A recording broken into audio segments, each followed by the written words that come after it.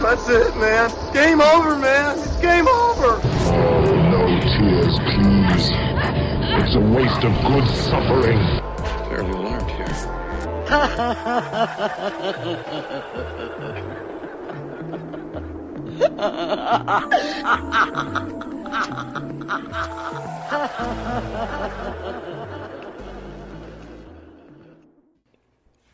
Welcome to the Masters of the Nerdiverse MOTN Reviews. This is Masters of the Nerdiverse Reviews, where we take some of the cinema's shiniest supernovas and we look at some that are not so brightly lit. Try saying that correctly every single time, ladies and gentlemen. It's really difficult. I'm, of course, your host, Mike G. And with me for the first time is the Duchess herself, the online queen, ultra supreme herself, Tootie Odin, the Toots. Hey, how's it going? How you living, Toots? I am living. I am here. You living the dream? I am here. I am here with you, and it's about time. This is a long time coming. This podcast is a long time coming. Since the birth of the channel, we've been planning to do this. Right. And the stars have aligned for this day to come. Finally, the Rock has come back to Pittsburgh. You know it's what time. I mean? Yeah. So I'm ready to rock. I'm ready to get this ball rolling with you, and thank you. Thank you. No. Thank you. Jeez. You know what? I like your thank you, but I'm going to follow it up with a thank you. Well, I guess I'll be back. I'm going to buy you a gift. I don't know. We'll see what happens. I've been hoisted by my own petard. Checkmate. So if you have read the I would say the title of this episode, I checked out the behind the scenes art that I do for the channel for these episodes, you would know that we are reviewing none other than the Coen brothers' own The Big Lebowski. You're a Lebowski. Woo. I'm a Lebowski. That's terrific. What may I do for you, Lebowski. sir? We're all a Lebowski, man. This movie, I have such a strange history with. I've always been a Coen brothers fan. Like, my very first Coen brother movie I remember as a kid was Raised in Arizona, because my parents loved that movie so much. I think that was my first introduction to the Coen brothers, and I love that movie. That's a movie I'm going to want to do one day. And just the scene with John Goodman and the other guy, I forget his name, crawling out of the mud when they escape prison. Oh, yeah. It's like lightning, thunder and lightning, and they're just screaming. You're just like, don't they end up in like a diner? Yeah, they're like covered in mud, dude. Yeah, that's good stuff. And they're just roaring like these primordial beasts, bruh. I love that movie. That's good stuff. That's a good one. I think that's the very first one I got introduced to with them too, Raised in Arizona. I remember as a kid I didn't like it. Yeah. I maybe I was too young. I don't know. I wasn't into it. I wasn't into the whole baby. Like, I didn't give a shit about a baby. So, I'm the baby. You know what I mean? Yeah. At the time. So I don't know. My sister loves it. Like, she's the reason why I had gotten into the Coen brothers in the first place. It was because, Raised in Arizona. And then Fargo, and then obviously Big Lebowski, you know what I mean? So they all took some warming up to get to, and then Big Lebowski, I felt completely in love with that movie. Yeah, and it's something to be said about Coen movies. They always start with strong musical ties. Like, when I think of Raised in Arizona, I think that wee, that banjo, yeah. And then with the Big Lebowski, you have The Man in Me by was it Bob Dylan, and just when that movie starts, it just feels like you're walking into a warm pool of water. Right. The movie is so comfortably inviting. This right. movie is. Once you see the movie, you're gonna see it over and over. It's a comfort food for the mind. You know what I mean? It's pretty amazing. And I think that's what their intention was when they were making this film. It seems rhythmically comfortable. Like, the scenes transition effortlessly. Yeah. From scene to scene, so the film never feels like it's dragging. Right. Are there any lulls? There is no drag in that movie whatsoever. Even dialogue-wise, the dialogue, every you're holding on to every word, because every word that's being said is words that you would say to your friends. Yes. So you want to know what's going on next. You want to know what's happening next. Like, what's the dude going to do now, man? Like, you can relate to all these people in one way or another. So it's just... It's great. So, we're kind of right now going over kind of like our history with the film. I saw this film when I was older, much older. I was a man, and I remember just this movie just being so captivating. And it's one of those films you have to watch like 5 or 6 times because you're not going to catch everything. And it's not that it's purposeful Easter eggs all over the place. Right. It's just little things you catch on that are interwoven into the story. You know what I mean? And yeah, I think I caught it in college. yeah, I caught it in college or maybe too. right before Yep. college. I remember seeing it on Comedy Central. You know, it was a Saturday. I remember it was a Saturday afternoon. I was like, oh, fuck it. I'll just, see what's on. And it was on. And I remember the phrase, I'm the dude. And I remember being completely annoyed by it. Like, oh, how dumb. Like, this movie's stupid. So I watched it. And I only caught the second half to the end. And I think what had me wanting to watch it again was the scene where, they're getting rid of Donnie's ashes. Yeah. And on the coast. They're doing what they got to do, and then the ashes end up on the dude. Walter turns around and instead of just like, he's a little bit remorseful, but more so he's so pissed off at the wind, and that shit just like, I was like, I gotta watch this movie again. There's something wrong with this guy. There's like, something wrong with goddamn this guy. wind. Like that was his response to all that ash of dead Donnie. And I definitely want to go into character. So I definitely I had to rewatch it. Over and over. This movie's kind of hard to go blow by blow because it all is very seamless. So I kind of want to go right now into character development and character discussion. And why not start with Walter Sobchak? Where, in watching this movie, I may have seen this movie like 10 or 15 times, 20 times. I've lost count at this point. Mm-hmm. But one thing I do recognize about Walter is that nothing is his fault. Even though he can be seen... If this movie doesn't have a protagonist or antagonist, traditionally... But I would say Walter is kind of the catalyst for most of the urgency in this film. Right.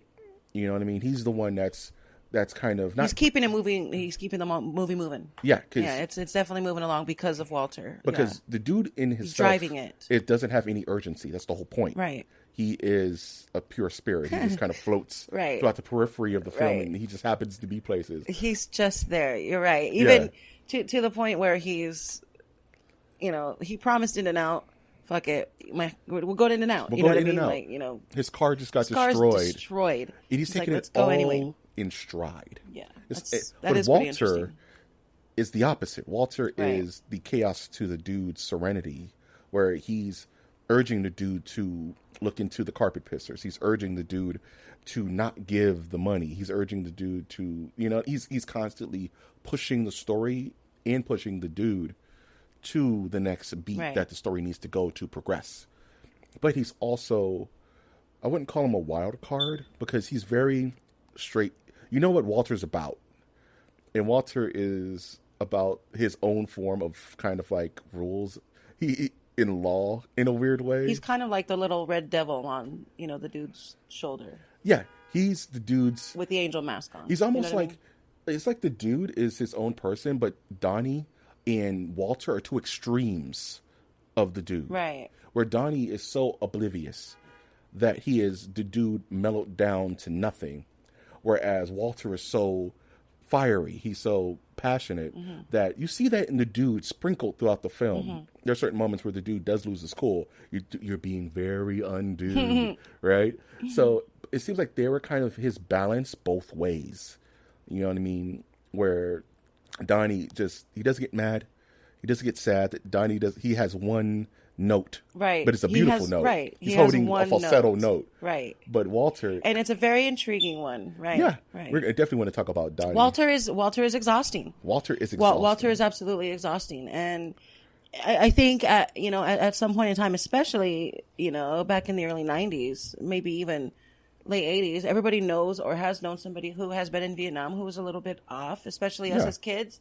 As the grown-ups would tell us, okay, stay away from, Uncle Joe, or stay away from that guy. He's a little off. And not because, they're of anything, disgusting, but really just because, they're not all there, or because nothing's going to keep them from snapping. It's affected them so much. Right. So everybody kind of knows a Walter in a sense or another, and it's because of Vietnam. So he plays that character really well, a character of somebody who's been through things that you know, he sits there and he tries to iron out everything, you know, to this very day, very militant, you know, it's very, he has an orderly way of doing everything, but at the same time, it's very funny to me that him and the dude actually hang out because he's very fascist a lot, you know, and the way he does things. It kind of makes me wonder, outside of bowling, does the dude and Walter have anything in common?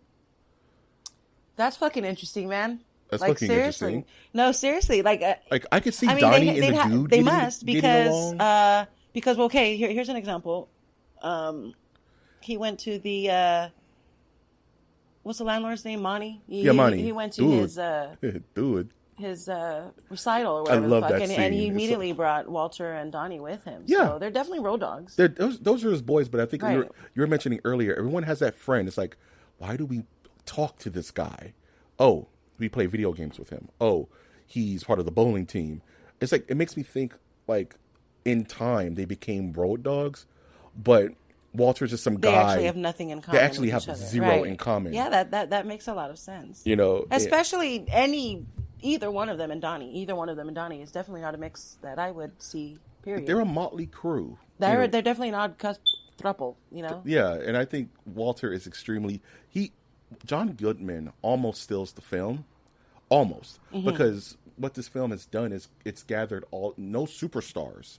It's gathered all on like method actors and like good cast actors. You know, Steve Buscemi, Jeff Bridges, Philip Seymour Hoffman. These are all not super. They're not The Rock. You know, they're not such a personality that they're going to stand out so much, but they're all great actors and low key actors. So everyone is kind of at the same kill, except for Walter. That's actually kind of what makes it work, is that everybody, not only does you see the obvious chemistry oozing out of all of them, no matter who they're with on screen. Maude and Jeff are gold at every fucking scene. You know what I mean? Those are some of my favorite fucking scenes. Yeah. You know, so all those characters, you know, what did you say earlier? You said teamwork makes the dream work. So they're all superstars in their own right, and at the same time, this movie only worked because they all kind of sat there and did their own thing with their own character. Like you said, they're method actors, so they took the character and they ran with it, and they just all hit a home run at the same fucking time. And that's just brilliant. It makes me think that, like, Lebowski, not Jeffrey Lebowski, but the dude, is kind of like Parsley. He's kind of like the refresher, and you drop him in any situation where these different actors are coming at their different approaches, like the Maude Jeff scene. It's like every time the dude speaks, he almost freshens the scene with a new kind of emotion that they're trying to convey. Like, let's actually go. I don't want this to be too out of control. Let's finish up our character ideas. Let's talk about Donnie. Let's talk about Donnie first. Let's go, Donnie. The mystery of Donnie. Is he a ghost? Is Donnie ooh, that ghost theory. Is Donnie just in the dude's head? Is Donnie? No, it's because for that to work, then fucking Walter would have to be in his head and all that blah blah blah. Walter drove though, you know what I mean? No, Donnie bowling bullshit. No, or is Donnie in Walter's head? And the dude knows that knows that Walter has a split personality. No, because no one interacts with Donnie other than the dude in Walter. No one looks his way. No one acknowledges. Even the nihilists. I think I'd have to go back and watch the heart attack scene to see exactly who pays attention to them saying call 911. Yeah, and all that. Yeah, you know, going on. So I think I'd have to go back and watch the scene. No one outside but the nihilists, and they were all knocked out. And they were all Donnie's a funny character because Donnie's arc is spoken throughout the film. When Donnie's good, the film during the opening scene, The Man in Me. We were seeing the bowling. I love that scene. It's such a fun with Donnie. ensemble. It opens with Donnie, right? Hitting a strike. And in this movie, every single major plot point, they go back to the bowling alley, and Donnie rolls a strike. And the one time he doesn't roll a strike is the port 10 of his hand. Right. No kidding. Stuff. Now that is obvious and excellent foreshadowing, if you ask me, because they definitely they pause everything in the movie just to make reference to it alone. So for a fact something weird's about to happen. And even Donnie's face he's like, wait, yeah, he's he was not like, supposed dude, to be what the this way. fuck? Like, what? That's what makes me think Donnie isn't real. He definitely looks down at his hand. He definitely like shakes it off, like, dude, like, what the hell? Like, weird night, you know? Yeah. He had an off night, a weird night, you know. But yeah, that definitely was a prominent moment. It was meant to be. It was deliberate. So That's brilliant foreshadowing in the movie and there's a lot of that when it comes to Donnie. Yeah, that's what I'm saying. Like, Yeah, Donnie, you're right. Yeah. After every giant movie beat, the Carpet Pissers, the introduction to Jackie Treehorn, they kind of tether the film to the bowling alley. You know what I mean? And then you kind of see Donnie, and usually at the bowling alley, the first thing you see is Donnie's rolling them, and he's just knocking them down. You know what I mean? So I think there's a lot to be said about what Donnie means to the film. He's kind of a placement. He's kind of like a place setter. Even in conversation where it's shut the fuck up, Donnie. I think he is he's a place setter. He's the emotional setter. He sets the tone for you. You're sitting back just like he is. You're just listening to the conversation just like he is. And you're trying to interject. Right. So you kind of gauge by their emotions towards him and by their reaction to him as to how you're supposed to react to the next scene in the movie. And what's funny is he does that, but he doesn't contribute anything to the progression of the story. It's usually Walter's ideas that are like, oh, that's fucking interesting, man. That's fucking interesting. And Donnie doesn't say anything to push the story. No, he can't. Donnie's bullied into the corner of shut the fuck up all the goddamn time. In the walrus. And they make it obvious. They make it very obvious that Donnie's kind of just there. In the walrus. They're kind of like hangout home guy who's just, In the walrus. I mean, think about it. At the end of the... Sorry. The end of the... towards the end. Yeah. When the Niles are trying to rob them. Yeah. We fucks you up, Lebowski. I think Donnie had the most money out of all three of them. What did Donnie do for a living?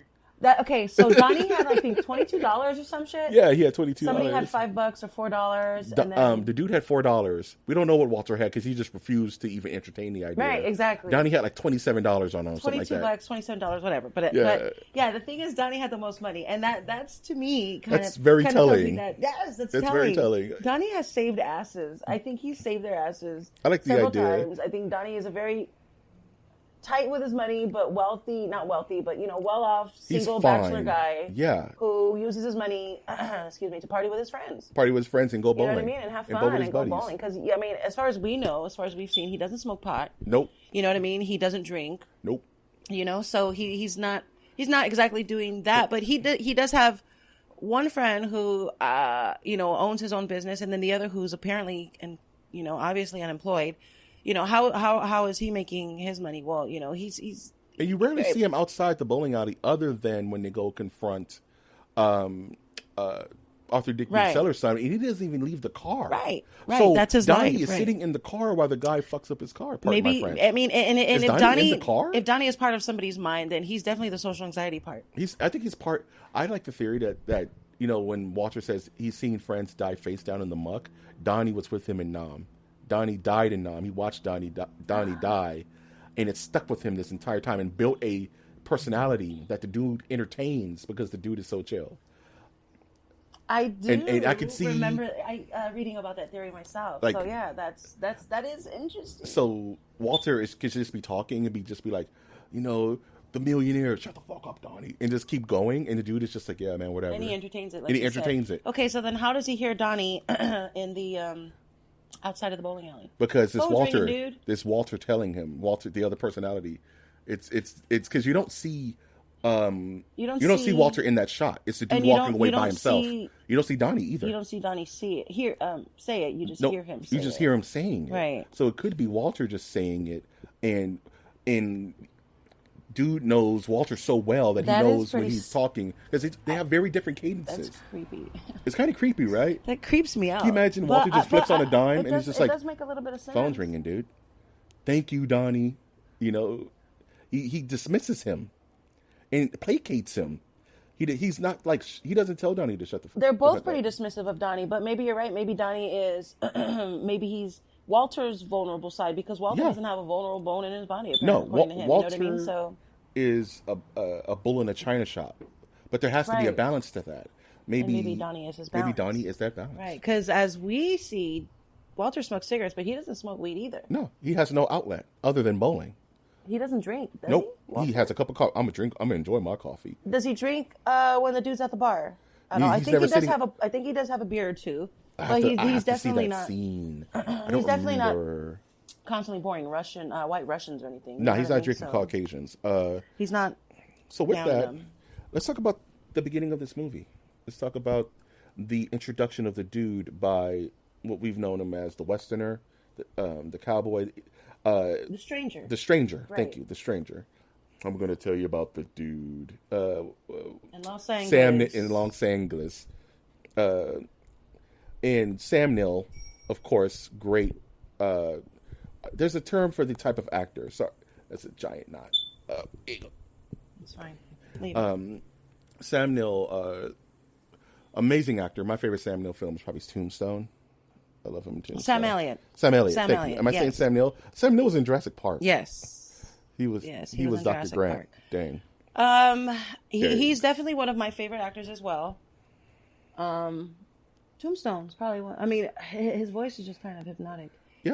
But you It's know, what's for dinner. No, I'm just kidding. yeah. The No. banquet beer. He's the banquet beer guy. No, he's not, is he? Yeah, I think that's his voice. Sam Neill. He does Sam Elliott? Elliott. Dang it, I Yeah. gotta get that drilled out of my brain. Coming soon, MOTN reviews Jurassic Park. But no. Nice plug. Nice plug. Nice plug. Nice. At MNerdverse. Nice shameless plug. I love it. Shameless.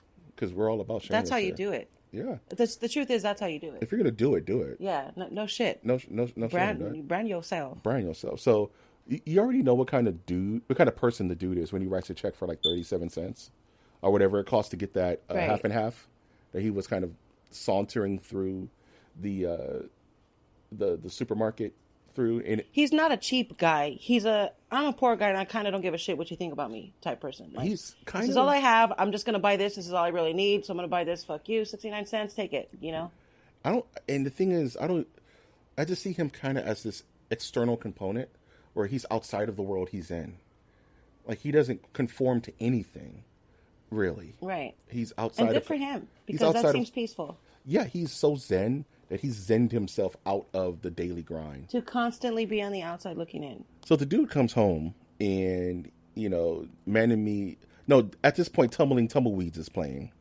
And he kind of comes home and he notices, actually he comes home and he goes to the bathroom. No, he doesn't make it to the bathroom, actually. He turns on the light and you notice. He gets ambushed into the bathroom, really. You notice Wu, Right. Kind of on the periphery in the dark. Right. Right? And then he rush him into the bathroom. Where's the fucking money, shithead? It's down there somewhere. Let me take another look. Let me take another Yeah, look. You already know what kind of guy this is. God, he's brilliant. Is the dude impenetrable to what's the word?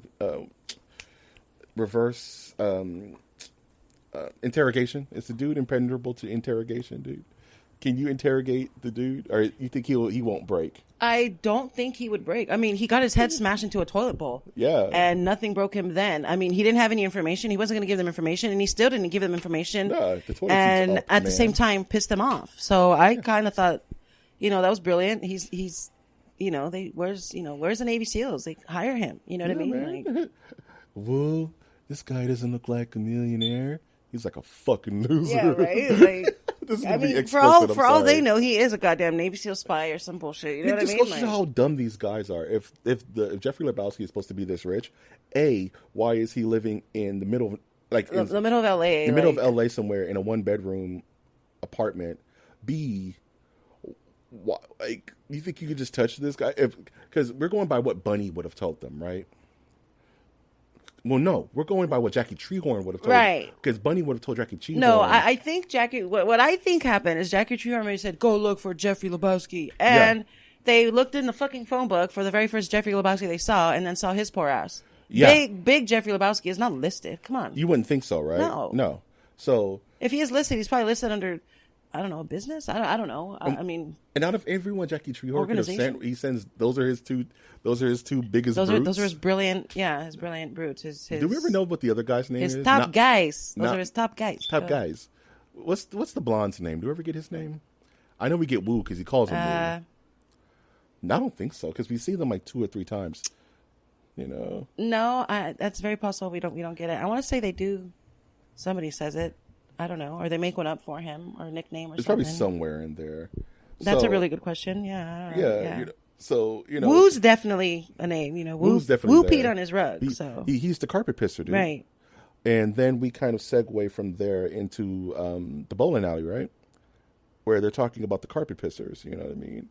and they're kind of placating what just happened, and Walter is going off about no, the dude is going off about quote unquote the Chinaman, and it's so funny because he's not mad. He's annoyed. He's just annoyed. Man. He's just annoyed. Dude, they took my rug, man. They pissed on my rug. Yeah, that's right. They pissed on his rug. They peed on your fucking rug. It's he's not even like angry, pacing back and forth. He's analyzing maybe why they did it. He's like, what the fuck? Like, that's pretty much what he's doing. He's annoyed by it. He's not exactly. He's just venting. And then Walter's right there fueling that flame, but nonsensical, just like.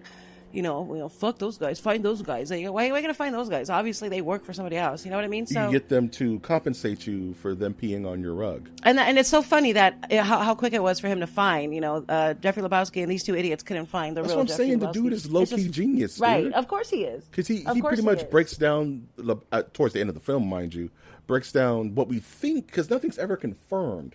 What we think Lebowski's main plot was throughout the entire film. Especially after the quote-unquote kidnapping of Bunny. So, that's fucking interesting, man, right? Right. We don't know that any of that... We don't know that any of that actually happened. And in fact, we know she wasn't kidnapped for sure, obviously. Yeah. We don't know that... But we don't know for sure that Big Lebowski used this kidnapping thing for, just to make some side pocket money. Or to use, the charity... Maud's theory of him using the money for... extorting the money, right, and using this as the perfect excuse, right, to pull the money out the account with no questions asked, right. So Walter's there. He's fueling the flame. He's he's trying to understand the situation the way only Walter knows how to understand the situation via his time in Nam. Respond immediately, without across this line. You do not, and that's exactly what happens. And then on top of that, he adds some political correctness to it. He had to check him. Asian American, please, God. He's like, look, man, these aren't the dudes who built the fucking railroads, man. Yeah, he's like, mad respect to goddamn Walter. You know what I mean? Like, jeez. He's just like, also, dude. Yeah, like he stopped everything to make sure the dude got it right. Yeah, like, dude, get it come right, on, dude. It's the 90s, dude. It's the 90s, dude. Come on, like Chinaman? What the Chinaman? Yeah. Come on, man. He was all over that one. What's all that about? Good for you, Walter. Good for you, Walter. We salute you. Good for you. So the next scene is where the dude goes to confront Jeffrey Lebowski, right? Right. And we get to meet Brant by the brilliant late Philip Seymour Hoffman. Right, brilliant. That's marvelous. That's marvelous. He was just so much. There's so much. He's a character that I would love to fucking sit here and talk about because all into himself. He freaks me out in that movie. He really does. What he is Lebowski's right hand man, or his liaison, or something like that. And no, he is Lebowski's robot. Philip Seymour Hoffman in this movie is a fucking robot. Yeah, he sits there and he only breathes when the Big Lebowski allows him to, and it's just the weirdest character to play because when he's not in front of the Big Lebowski, is when you see him do a little bit more human interacting when he's interacting with the dude. When he's interacting with the dude, and when he's interacting with Bunny, you can see when Bunny kind of gives him a little bit of anxiety. When she, I'll suck your cock for $1,000, right? Right. And he's just like, and she does it, and it looks obvious that she does it on purpose. She does it to mess with him because she already knows. To mess with him, he's uptight and he's a robot. He's just there for one thing and one thing only. What's funny is he's never going to let anything jeopardize his job, and she's jeopardizing his job. Well, I think she's jeopardizing everything. She's just a hot mess. Yeah, of course. Bunny Lebowski. But you mentioned a really interesting point is that when he's around Jeffrey Lebowski, he's off. He is Jeeves. He's not saying anything. He responds only to emphasize what Lebowski is saying. And when the dude walks in and Jeffrey, you're a Lebowski, I'm a Lebowski. Right. Brand is just turned off. He doesn't say anything in that conversation, and he lets Jeffrey Lebowski speak for himself. And that's where they go into pretty much Jeffrey Lebowski blowing him off and just saying. And we get the whole "get a job, sir." Right. We go into that whole speech. And who?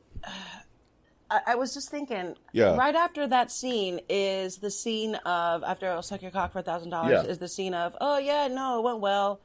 You let me have any rug in the house. I could take any rug in the house. Or he said I could take any rug in the house. And then I'm realizing they never called. They never called about the rug. Like, hey, you have our rug. Like, it wasn't even an issue with them that the rug was actually taken. It's like, he straight up lied to his face, and they still decided to use him for this ransom thing. So and they that was interesting. They mention it in passing where Brent is leaving a message on the dude's answering machine, and he says, "We're trying to reach you. Don't worry about the rug." You know, like they acknowledged that it was an issue. That's what I'm saying. Like but there's no mention of it like exactly negatively. Like there's nothing like there's no backlash. Like why did you take my rug? There's no backlash now, outside of Maud. But why would they use this? Because they needed a scapegoat. You know what I mean? They needed a as Jeffrey Lebowski saw the dude as the worst parts of society, right? As the dregs, you know, the unworking, right? The unworking, unachieving American, right? And towards the end, he does tell him that, like, that's why I use you. You're a putz. You're a putz. Nobody. You're a nobody, right? And you're the perfect scapegoat for however this goes down. I can immediately blame you, right? So that's why they were just like, you know, forget the rug. We're going to steal $1 million, or how I forget what the amount of the ransom was. Was it $1 million? It was $1 million. And we're going to use this deadbeat as a scapegoat, right? You know what I'm saying? And why not? And why not?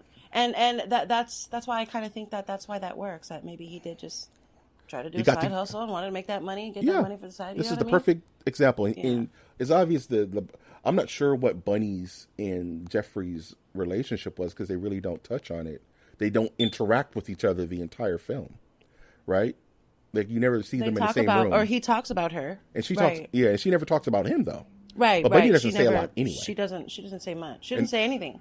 And that's where except for the cock thing, and that's it. She sings Viva Las Vegas. She sings Viva Las Vegas and comes home. Right, that's it. So there's the next scene where Jeffrey kind of goes back to the home of Lebowski, and they're playing that crazy, you know, they're playing like this operatic music. Mozart. They're playing Mozart. Right, they're playing Mozart. And these are men who have failed to achieve. Right, cowards. The cowards who failed to achieve. That's the scene that freaks me out about Brant. Yeah, because that's a scene where Brant lets him in, he introduces him, and then he's poor, he's been in here for hours or whatever. He's been there. He's really sad, and then he turns it off just like that. Like he walks into the room, he takes the dude, he walks him into the room. The dude's. What's the word I'm looking for? He's indifferent. He doesn't give a shit about what's really going on in here. He's totally indifferent. So, Big Lebowski, the Big Lebowski sitting there crying, emotional, cowards. Real men also cried. Right.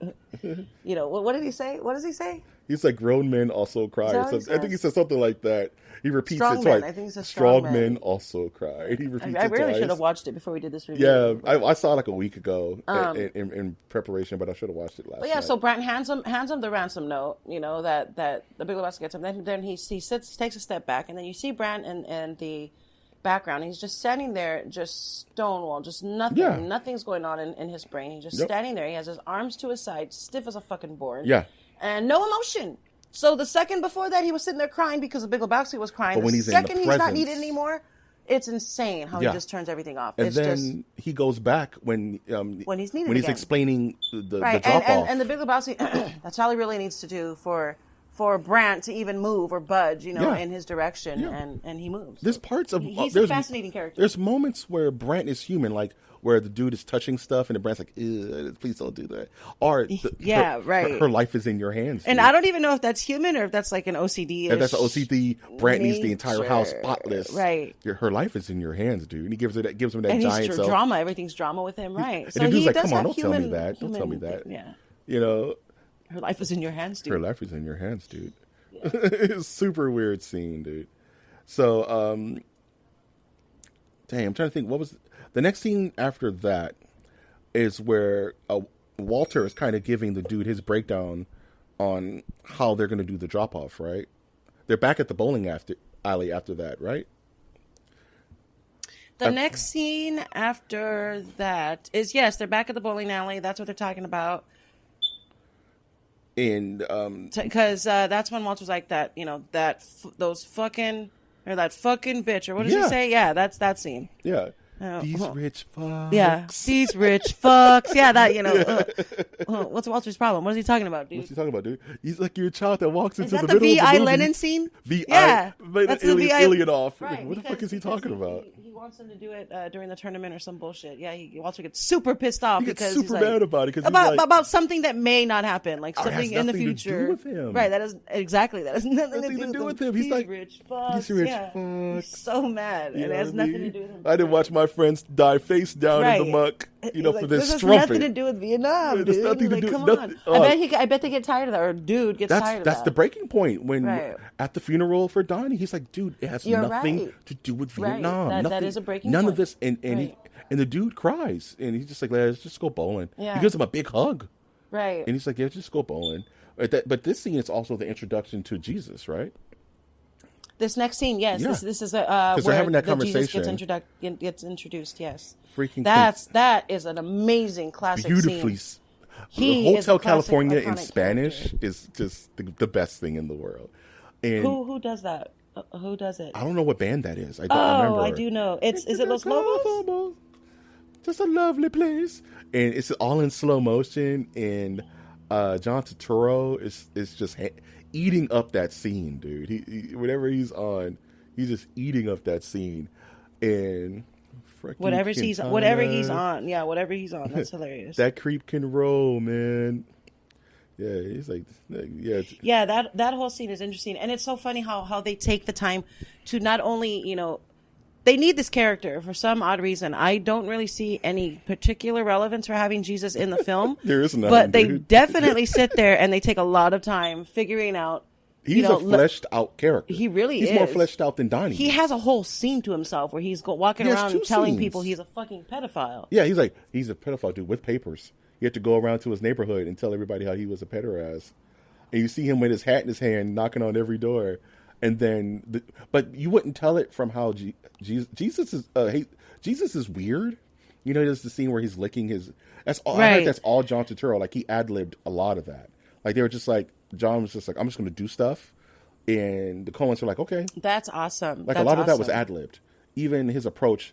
Dios mío. Man. Yeah, I think he plays that character really well. Maybe he's trying to play like a Spanish ladies man. Yeah, he's kind of like a pervert, Latin yeah. Zorro kind of yeah. lady killer. Yeah, like, nobody. Because I'm sure he didn't get in trouble for messing with children or anything. I'm sure he just some idiot found some underage girls at college or something. Did something stupid and then that's the thing. We don't know. We don't know for he's sure. So weird. What do you say? Well, he says 8-year-olds. He said that he exposed himself to 8-year-olds. You know what I mean? Dude. So I mean, who knows? Who really knows what the truth is? He doesn't come off as that type of person, but he definitely comes off as a fucking pervert. And his time. And his threat to Walter is highly sexual, where he's like, yeah, no shit. He pull that gun out on the lens. You shove it up your ass. Shove it up your ass right. and pull the trigger till it goes click. And they're right. like, Jesus. It was Gypsy Kings, by the way, who do that rendition of Hotel California. I may actually make that be the end of this podcast. Oh, music. that'd be awesome. If you know what, screw YouTube. They can strike me. I think I'm just going to do that because I love that song so much. Well, there's several to choose from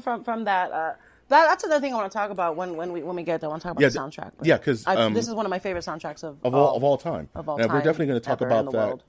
Talk about the soundtrack during the dream sequence, where the dude gets knocked out and he has the giant dream sequence about Maud. I love that dream sequence because there's so many things that are connected into that sequence that have been going on throughout the entire movie. And the only way that you would be able to relate one to the other is if you've actually had these types of dreams. So that's really cool. That it's and they're very relatable. dream-like, according. No shit, right. Like they're very floaty and ethereal. And he has two dream sequences in this movie. The thing that trips me out is the nihilists. One of my favorite scenes in the whole movie. Oh, I think I'm skipping ahead. I'm really sorry, but one of my favorite scenes in the movie is the nihilists and the scissors. They're all in red. Well, earlier in the movie, very much in the beginning, kind of actually where we're headed. Maud has a painting in the background. It's a red background with scissors. Yep. In the front, one big pair of of gray scissors. So I mean, it's just interesting that you would see that, and then because you yourself would. Pick and choose certain things. Your brain picks and chooses certain things throughout your day, throughout your life, and then you come home, you go to sleep. Sometimes you dream those things, and then it's just interesting that and in that scene, such a relatable thing that can happen to people. And I don't remember if it's before or after, but the nihilists do threaten to cut off his Johnson. So it could be either foreshadowing to them busting into his house. This is after. This scene happens after they threaten to cut I'm gonna cut up for Johnson. This dream happens after. Okay, so that goes. It plays two metaphors. They do two of them. You're right. I forgot about that because they do one when Maud knocks him out, and he has a Jackie Treehorn hallucination. And he has a Jackie. It happens during the Jackie Treehorn one. Branded. The scissors thing. Yeah, because you have there's so many things in this movie that wraps up that whole dream is like it's so. That one ends up. I totally forgot about the first one. The first one was Man and Me. Yeah, right, Man and Me, right. And we'll get to there, but we also now we're getting to the scene where the dude is driving out to the meeting point with Walter. Why did he bring Walter? When he was expressly... He didn't bring Walter. Walter practically shoved himself into the situation. Into the goddamn situation, into the car, and, the dude was took too over chill. The entire situation. He took over the situation and made it 100 times My dirty worse. undies, dude. Like, why the fuck are you bringing your... Whites. Yeah, why are you bringing your dirty undies? And the dude is like, no, we're not doing this. We're not risking this person's life on your stupid hunch. And he's like, this is not a hunch. This is real life. This is what's happening. This is how we're gonna do. We're gonna stiff them $1 million. Yeah, the dude telling him no was not good enough. Like, no, that it's illogical that you're telling me no. We're gonna have to do this, and we're gonna do it my way. We're gonna do it my way, and we're doing it because if we don't do it my way, it's not. And why was Walter driving? Well, he shoved his and ass it was over. in the dude's car. Right. He just shoved himself into the dude's seat. Right. It's so crazy. Right. Like their relationship. Their relationship is. And then they're nuts. playing like Credence or something like that in the car. You know, one of my favorite scenes is like give me the ringer, dude. Give me the ringer, right? And he throws it outside the window, and the dude goes, "What the fuck?" Yeah. And then it's so stupid. But like he didn't see it coming. Like, come on, dude. Like you know what he's gonna do. You know what I mean? Walter doesn't seem like the type of guy who talks and doesn't act. So you should have known, like, I should have put this guy in the back seat, right? Yeah, or something. He should, or maybe not have taken him with you. Kicked him out of his car. Right. It's his life or death. So Walter does a suicide dive out of the car during that scene. And the nihilist just on their weird with his all Uzi, black. Take the Uzi. Take the Uzi. You didn't think I came out here naked, did you? Yeah. The Uzi just starts going off in the car. Yeah, that's fucking hilarious. No, it falls out of the car and then like the whole back of the car gets shot up. Can we talk about the slow destruction of the dude's car? How it's its own little Easter egg. And it's so funny how there's a lot of foreshadowing for the fucking car too. The car is constantly in jeopardy. The car itself. Constantly, right. The car is constantly, that shitty car. Like, it starts off shitty. Right. And it's constantly getting worse. Right. And he even drives it after he finds it from, because what happens is he leaves the car, right? No. He takes, because what happens is that scene happens where the drop-off goes horribly bad. And what do? They go back to bowling, right? Right. And the dude is just sitting there with the phone just ringing off the hook. Right, because you know it's Brandon. He fucked up. He knows that he bailed on them. He bailed on them, and he burned them. And so Walter's telling him to chill. You know what I mean? Like, it's all fake. Like, we're sitting here with $1 million. Right. And, you know. Now, why the hell would they not put that money away right away? Let's stop everything to go to the bowling alley. Why would they leave it in the car? Right. It just goes to show how disconnected the dude is. He doesn't care. The dude is so wrapped up that he messed up. He wasn't even thinking about the money. It's funny how he needs money no matter what. He knows he needs money. But he just doesn't care. I mean, they even made a point to bring the landlord in and tell him, dude, just so you know, the rent's due on the 10th, which implies that the dude is always late on his rent. Yeah, he doesn't care. So he obviously needs money, and he doesn't. Right, he doesn't care. He's so disconnected from it, and they go back out to the car, and the dude's car gets stolen. Right, where's your car, dude? You know. Right. It kind of makes me think that dude, where's your car kind of stole from that. Yes. Every time I watch it, especially when I watch that scene, I think the same exact thing. I really do. Because it's the same cadence that they do in that film. You know what I mean? Yeah. It's the exact. I mean, it's borderline like, oh, this is gonna go towards aliens, and it's borderline like you're about to see like. They're going to get tattoos. They're going to get tattoos. Watch. Sartan. You know? Zoltan. Is that what it was? Zoltan. So this is, funny. The dude goes back home, right? And he's laying on his floor listening to just the sound of strikes. He just has a cassette tape with just the sound of strikes, right? And they bring it to attention that they show you the tape deck, or his cassette tape, where it has Bob Dylan on one side and it has the bowling sounds on the other. Right. So what happens? The dude just happens to look up, and Maud is standing over him, and then you see one of Maud's goons clock him, right? Knocks him out. See stars right away. He explodes. Man and Me comes on, right? And then we get our first dream sequence, and that's where I want to talk about how all the music of this movie is in canon with what's going on in the film. all the music in this movie ties to things that are actually in the movie. It just isn't Rock Me Like a Hurricane for no reason. Right, for no reason, just like because. the music that he's listening to is the music that we're listening to because we're listening to the tape with him. Excuse me, exactly. That's what I'm saying. Like the dream, the whole dream thing. And even you're not going to tell me you go to bed and how many times have you gone to bed with the TV on and it affects your dream? Oh, all the time. All the time. I go to bed with my TV on. Same here. Right. I can't sleep without my TV on. Same. It's kind of weird. Yeah. Because my mind won't shut up if I. Anyway, that's more my G logic. That's more lore I can't give you guys. But later, not now, but later. Yeah, later. But the dude is flying in this dream with his bowling ball in his hand. This is that dream, right? And he sees Maude on his carpet, kind of floating in front of him, right, over the city of LA. Over the city of LA, yeah. He can't reach her, and then he realizes there's a bowling ball in his hand. And it drops him back down to earth. And he falls down to earth, and the music is going, and he becomes the bowling ball. And it's this clean, cool point of view shot of what a bowling ball looks like as it's going round and round. Thrown into a strike. It's super cool. It's super neat. Awesome such a neat scene with the music.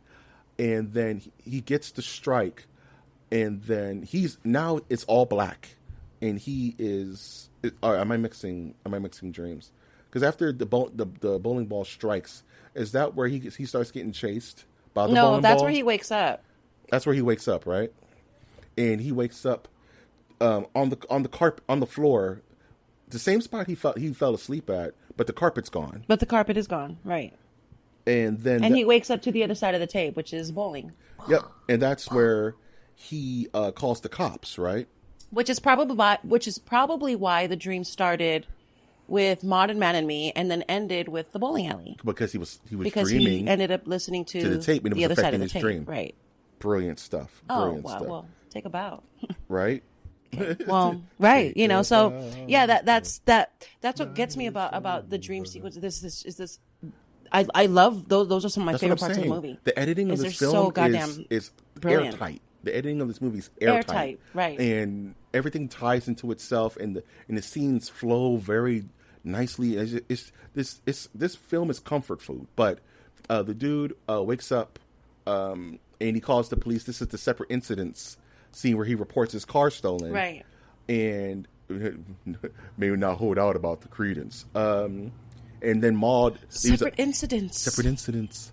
And Maude calls him and says, "I am the one who took your rug," in her weird right. At the same time as the cops are there, yeah. It's like, I guess that just so happens, right? Yeah. And then we get the weird. What a shitty cop! I love how they portray the city of LA in its cops. So. The city leads. Remember? I mean, yeah. You don't see a lot of LA in this movie, but from what you see, LA's a fucking joke. It's a joke. It's not the worst. You're right, Coen Brothers. You're just right. A joke. So we get the introduction to the-big-lebowski. And he walks into this art studio, and it's something out of Silence of the Lambs. You see the paint is on the floor, and you see just this white canvas, and you see her come over like some kind of shrieking Valkyrie. Yeah, it's the weirdest noise of the film. I don't think she's shrieking. I think it's the wheels sound of the mechanism. Whatever. But it sounds like yeah, it's very odd. It's very weird. Yeah, and she's naked in these straps. And this is she is naked, and I want to say that maybe it's because she didn't want to paint on her clothes, but I think more it's because it's part of what she was trying to express. It's part of her expressionism. Vagina. Right. This is one of the weirdest scenes. It's one of the best scenes in the movie. It's one of the best scenes in any movie. You know what's funny? It makes me seem like the actress. What's her name? Julianne Moore. She's channeling in her cadence and the way she's talking Hannibal Lecter. And finds it difficult to say, like as a man went to refer to as Johnson or Rod or Clark or whatever. Right. And you're right. Holy and it's shit. funny because later she would then star in like Red Dragon as Clarice Starling. Yeah. So it's a kind of funny, weird tie-in that she would channel Hannibal Lecter in her cadence. Yeah. And she is that fact? Is that factual? Did she really try to? I don't think so, but it's just something I've caught on to. That's amazing. I wouldn't be surprised. Because that's exactly what she sounds like. She sounds like Hannibal Lecter. Trying to do Hannibal Lecter. That's cool. That's really cool. And then to know later, she's in the films. Yeah, that's mind pretty blown, neat. Right? Yeah, a little bit. So she puts on. She's naked. She puts on her robes, and she just starts spewing her thoughts at the dude. And like he didn't even ask for that information.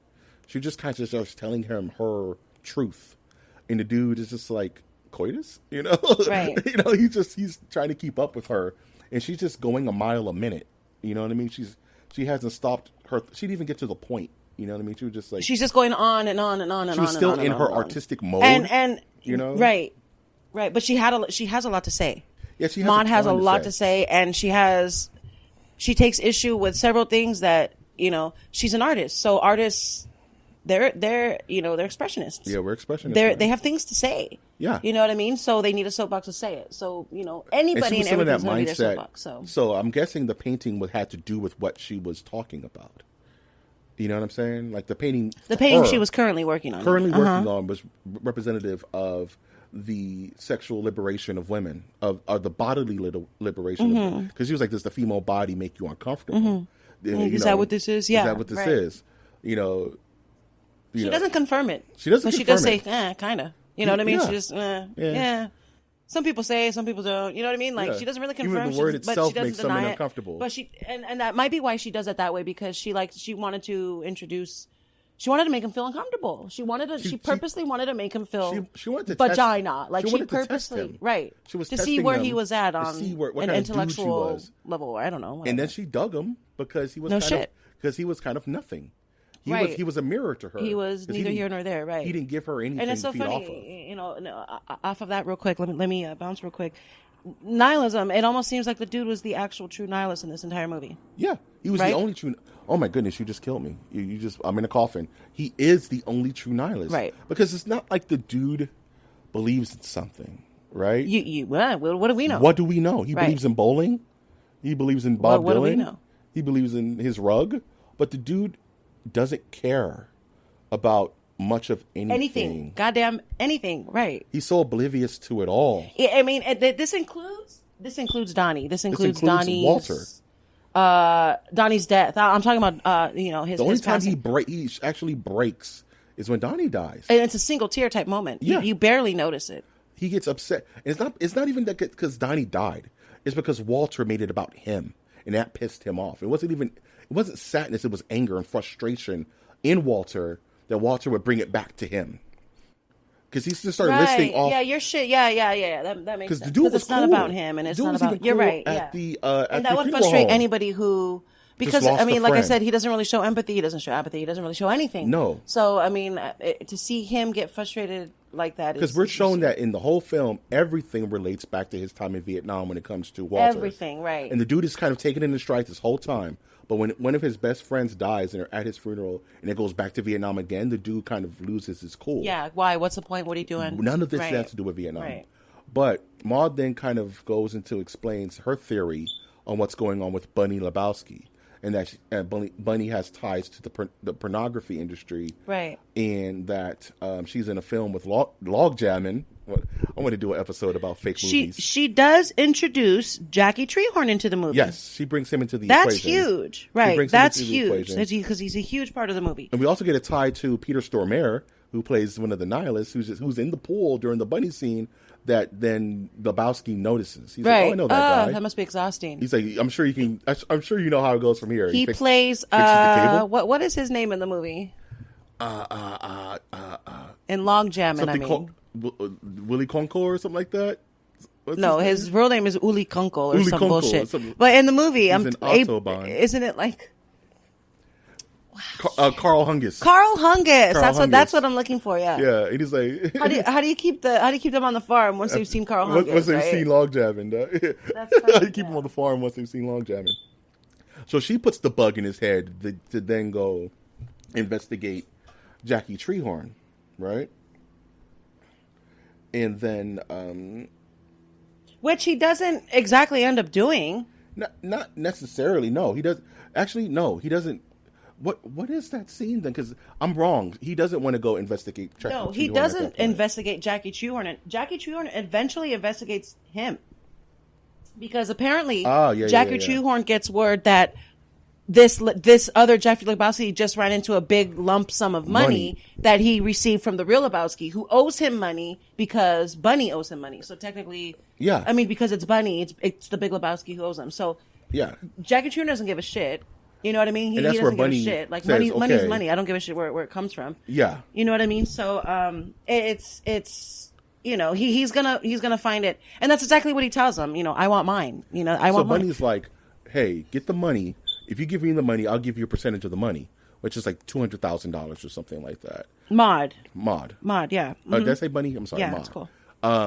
So that's when the dude goes back home, and he's in the limo that Maud gave him to go back home, and he's like, you know, I was in a bad mood. You know what I'm saying? That's where we get. There's this famous comedian. I can't. Dom.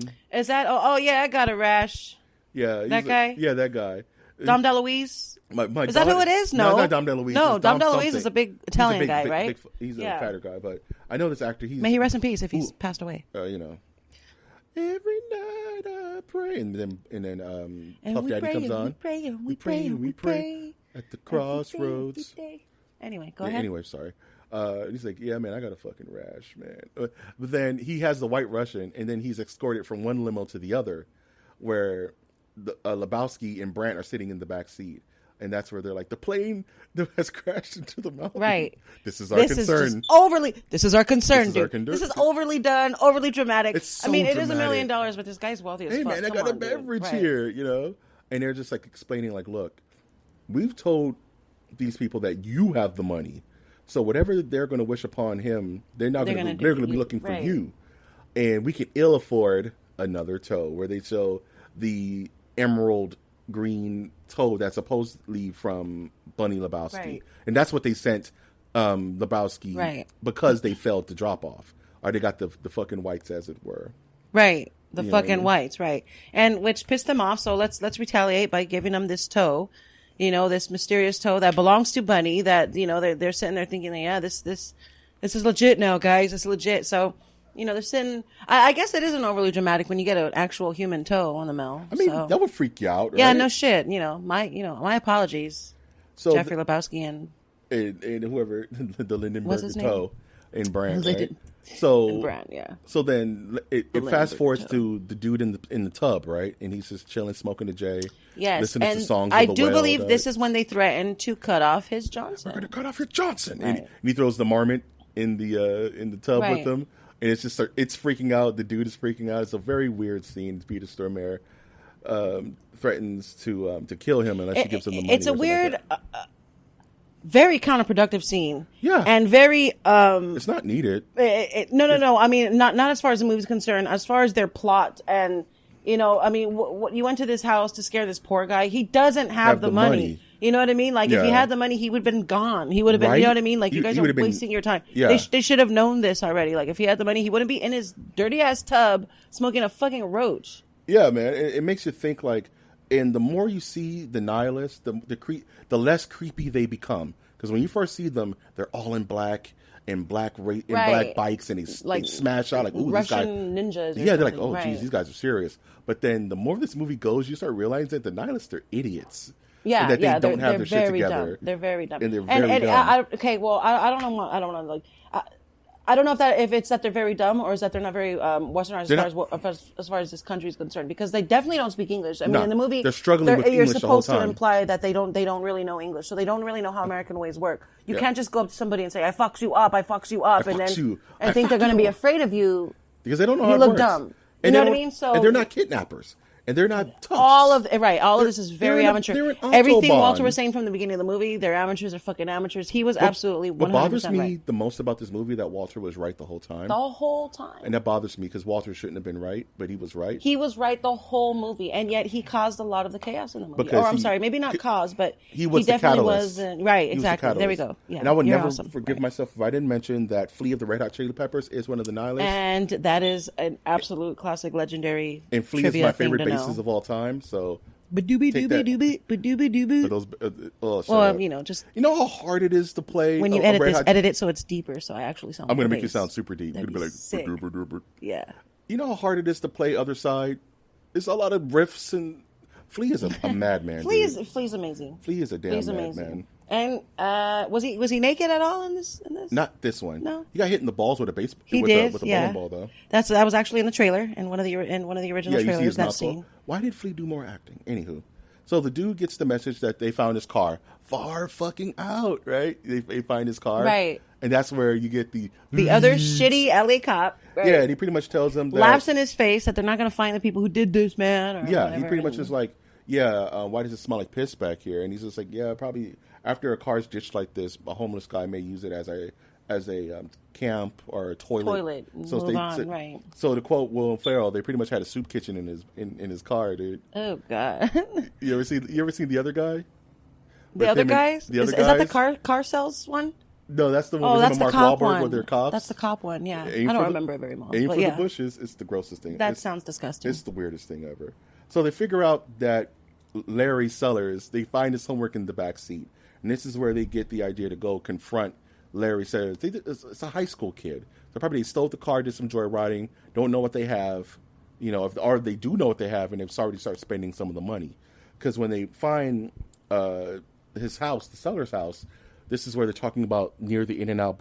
I'm skipping a scene, which is one of my favorite scenes in the movie, is the landlord's play, where it's so awkward and weird, and that's where they're talking. That's right before they go to the Seller's house. Now, I want to know: does he do that because he's lonely? Does he do that because is he special needs? Is he? I think it's just weird. Handy capable? Is he in rehab?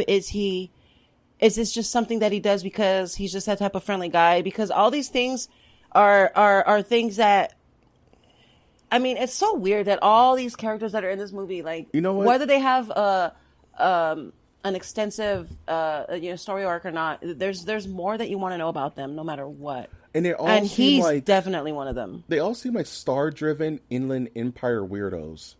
Like, even if you think about the Nihilists, they want to be in movies. I'm sorry, not Inland Empire weirdos, more like Valley, because that's all they Valley. see. Yeah. That's all they see is filming, and they see all these big trucks. Even Larry Sellers' dad. To live around that area, it has to be weird. We were just talking about how Culver City's weird, and that's a smaller film city, a smaller film town, Culver City, and it's a weird fucking town. It really is. It's awkward. It's a weird town. Hollywood's a weird town, but it's not as cliche and weird as a lot of people think it is. It's very Blue Velvet. The Inland Empire is, if you've ever chilled up there. Well, the IE's that way. The Valley is that way. San Fernando Valley, I think. San Fernando Valley. I'm thinking of a different spot. Yeah. I'm a fake Californian, guys. But they go to confront. He's from Idaho. Go ahead. I know that's from something. It's gonna kick me in the. It's gonna kick me in the. It's not. Jeez, then you toots. You're too strong. I am. So they pull up and they see a Ferrari out front, and they're like, "Man, he's already spent half the money." He's like, "Nah, Ferrari looking like about that. Probably spent about $200,000. He probably still has about $700,000 left, or something like that." So they're trying to do the math from a child who's So they go, and they're talking. They go, in a good day to you, sir. They go confront Larry Sellers, the son of Arthur Digby Sellers, who wrote a bulk of the series of Branded, dude. Oh, he has health problems. He has health problems. And then you see you see Arthur Digby Sellers in a damn iron lung. A goddamn it's like 2-ton iron lung sitting in the back of the living room, dimly lit, like it's a funeral home. Thing ever. It's ridiculous. Why is he just in this 1920s iron lung? Yeah, really though, really. Oh, it's not even modern. It's not even 90s. It's like a weird hyperbaric chamber looking. And it just stands out like a sore thumb. And then we get Larry, who this kid is he's brain dead. Or the kid is he's either brilliant or he's just not there. Right. And you really don't know. I can't read him. I can't tell. Yeah, I can't tell. I think the kid was just super smart. The little son of a bitch was stonewalling me, too. He stonewalled the movie. Yeah. Because you just got nothing out of him. Right. It's almost like they shot one shot of the kid and kept shooting it over and over so his facial expressions didn't change. And Walter got so frustrated with him, this little prick stonewalling me, right? And that's where they get the famous line, this is what happens when you fuck a stranger in the ass. This is what happens when you fuck a stranger in the ass. This is what happens, Larry. This is what happens, Larry. And Walter takes a baseball bat or something, a wooden stick or something, and starts beating the crap out of this Ferrari. He's busting the windows out. And you hear some little guy roll up, "Oh, stop. I just bought this fucking car last week." This little Harry Bruno looking dude. Yeah. He's like, "I kill your fucking car." Yeah, I kill your fucking car, which is already rusted out, half put together in the first place. And like you mentioned earlier, the windshield is gone. The back windshield is gone. But the dude being the dude still took his friends to the In-N-Out Burger. He still went to In-N-Out. And he This was guy so pulverized their vehicle. Right? Or the dude's vehicle. He pulverized. There's no front windshield. I don't know what he did to the side windows. You know what I was thinking about is that Donnie was in the car that entire time that was happening. So that must have scared Donnie shitless. That's what I was saying. Or Ghost Donnie that's why or I don't whatever. think Donnie's real. Because Donnie I just get wouldn't it. say- I'm the starting dude to wouldn't see have it. done it if Donnie was in the car. Are you just going to run up and bang somebody's windows out While with they're somebody in car? the back If somebody is banging the shit out of your $200,000 car, then maybe. Yeah, who gives a shit, though? But you know? we don't even see Donnie in the car. I don't remember At seeing the Donnie in time, the you're car. right, but we have to go back and see it. We have But to you're go back right. and watch I that. don't remember seeing him in the car at that moment either. Hashtag Donnie's I not do real. remember seeing him in the car right before that moment. Hashtag Donnie's not real. I do remember seeing him right before. You know what I mean? So as soon as the guy's kind of walking up to the car, I do remember seeing Donnie. What's going on? And that's it. I think that may be the last scene that you And see. it's a little of it. nitpicky, but Walter's eating a double-double. Donnie's eating a double-double. Donnie didn't get nothing different. Oh shit! That's telling not nitpicky. I'm telling you, man. He might be his little dragon. I'm telling you, Donnie's not real. Fun stuff, man. So after this is where they drop the dude back home. And this is where Jackie Treehorn's guys pick him up. You're not dealing with amateurs here. Right. And probably my favorite part of the movie is the introduction of Jackie Treehorn. That boom. Right. And it's like this shot of this topless lady who's on. You don't know what's going The on. porn actress on the trampoline, right? and you have no idea what's going on. You're like, what you just see a black screen. You see her float up, and then float back down, and it's just so surreal. This scene, and the music is just chiming perfectly.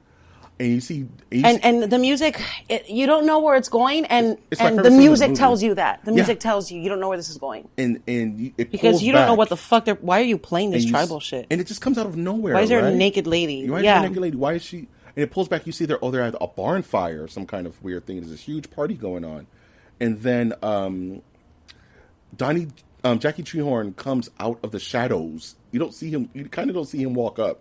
He just appears out of the shadows, Right. and the music crescendos. He's like, hello. He's like, hello, dude. And it goes, gong. It's like the perfect intro. It's like Batman. Right, poof, and that's how it ends. Yeah, it ends with his white coat. Just I just want to cut that part of the stoic movie and out just- and just put it on like repeat. Yeah, over that's and over. cool because he's It's walking and so he's far cool. away and he's getting closer. And he's like this. He's like something from like Fantasy Island. Right, exactly. Yes, then, you know, and I think that's how that's kind of how they were trying to shoot it. Kind of trying to give you that weird Fantasy Island vibe, cool, mystery, like mystery thing, you know. And it's so funny because the way they shoot it as if you're kind of gonna like Jackie Treehorn. Like Jackie Treehorn's got it. Jackie Treehorn's gonna pull the dude out of this situation. And it turns out, go ahead. No, it turns out that Jackie Treehorn had his own kind of intentions, and Jackie Treehorn was just kind of drilling the dude for information like everybody else was, and he just wanted to kind of talk to him face to face. And Jackie Treehorn wasn't maniacal. He wasn't an evil guy. He actually. Well, I mean, he did drug him. He drugged him. He drugged him. I mean, But he got him out of his place, though. He drugged him and he got him out, and that's where the dude had his second dream, his hallucination. So at this point, Jackie Treehorn drugged the dude, and darkness fell over the dude. It fell over the dude that night. Darkness. Like a prairie dog's asshole in the moonlight or whatever the hell he said. What does he say? Like a cattle's tuchus and the darkest moonlight, something like that. Darkest moonlight. Yeah. And then you start hearing the dude sing in the backseat of the cop car. Now you see the dude running down the freeway or wherever he was. I don't think wherever that's he was. Is that the cop car or is that the? Oh, you're right. That's the cop car. Right? Yeah. Because he gets kicked out of the taxi. Brandon. Right? He gets kicked out of the taxi. He gets kicked out of the taxi because he goes to talk to the sheriff first. And does that happen after? Yeah. I thought he got kicked out of the taxi and then the cop picked him up. No, because is that what happened? Am I tripping? Or I'm tripping. Okay, one of us are tripping. One of us With is nowhere to unpack.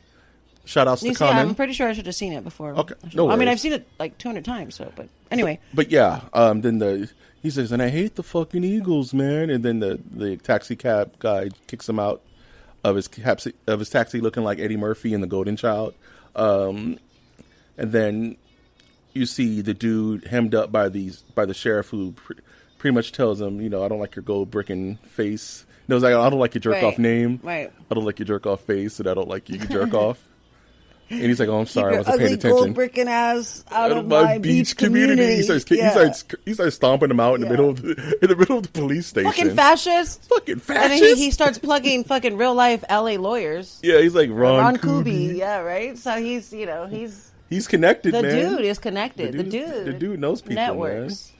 Super dumb. If the dude was alive today, and he is, by the way, the real dude, look it up. Yeah.